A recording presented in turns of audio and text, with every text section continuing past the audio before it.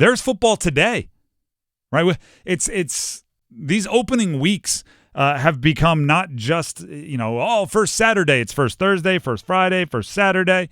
There'll be Sunday games. There'll be Monday games in college football. Then NFL football plays Thursday, Friday, I believe Saturday, Sunday. They're getting the whole, and Monday, obviously. They're getting that whole week done next week. Opening weeks have become a thing. So Duke versus Elon is today. Duke's opening up the Manny Diaz era today. And first impressions are important. Manny Diaz eras, right? The Manny Diaz eras. First impression tonight is going to, at least for the early going, kind of frame what we think about the post-Elko life. Wes Durham, the voice of the ACC, who we had on the show yesterday, he was high on Elon, right? Because that's who Duke's playing. And Wes, obviously, being as connected as anyone, was very impressed with what Elon was putting on the field, which means Duke has to show up ready to play. Here's what the theme is for Duke early this year. Momentum. And it's you could frame it with whatever analogy you want. Wind in their sails, snowball going downhill. It's movement in the right direction. Don't let the ball that started rolling very, very fast last year come to a complete stop. You don't have to achieve the super-duper lofty heights of last year. Right? You don't have to rise to whatever it was, 13th in the AP poll. You don't have to beat Clemson. I'll put it this way. Last year, week one, again, this is the life that Duke has lived in the last calendar year. Last year, week one, Duke beat Clemson, rushed the field. Riley Leonard had the 40-yard touchdown run down the right sideline. Everyone was going nuts. Our very own Dennis Cox. Graham, you were there too also, right? For the Duke-Clemson game? I was not in attendance for the Duke-Clemson game. It was the Duke-Notre Dame game that I was in. All right, there you go. I must have been Chris Lee. Somebody from CBC was there with Dennis. They rushed the field, all the footage. It was a crazy moment. Duke doesn't have to do that, okay? Week one against Elon, it's impossible to do that. Can't beat Clemson if you're not playing them. But you can't struggle against Elon, right?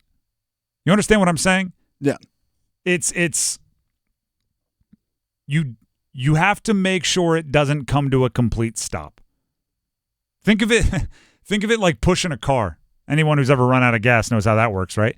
Think of it like pushing a car. Once you get it going, you can get it going pretty fast.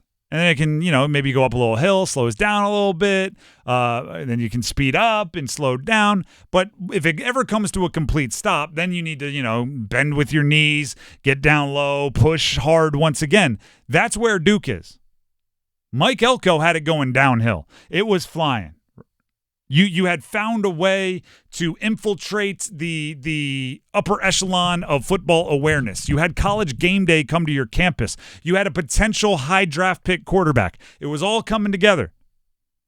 Obviously, that momentum slows down a bit when the coach quarterback leave. But it hasn't come to a stop. Malik Murphy chose to go play for Duke. He's making his debut tonight.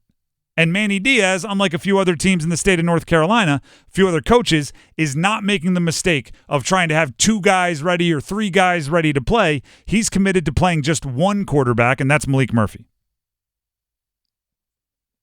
Manny Diaz, we have some audio that will be heard that exemplifies everything I just told you Manny Diaz believes, which is he believes in playing one quarterback to start the season for Duke, and that player will be Malik Murphy. Here's Manny Diaz. We want to have a QB1 and wanted that the whole way. If we ever felt like situationally there was an instance where bringing somebody in might schematically make sense. You're always going to do what it takes to move the ball and score points. But it's important that we have a quarterback and that Malik is our quarterback. That's how I like a coach to handle the quarterback position.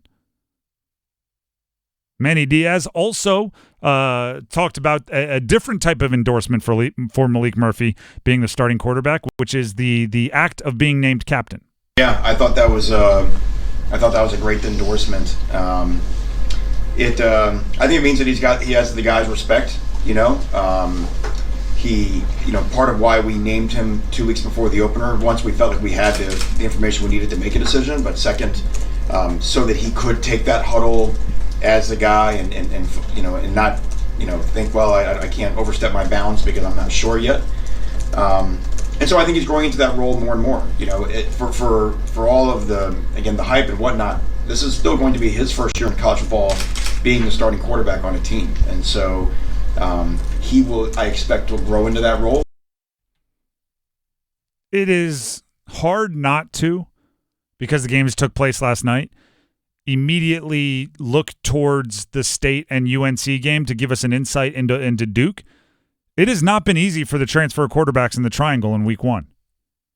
Grayson McCall, underwhelmed at times with NC State. Max Johnson struggled and then got hurt against Minnesota for UNC.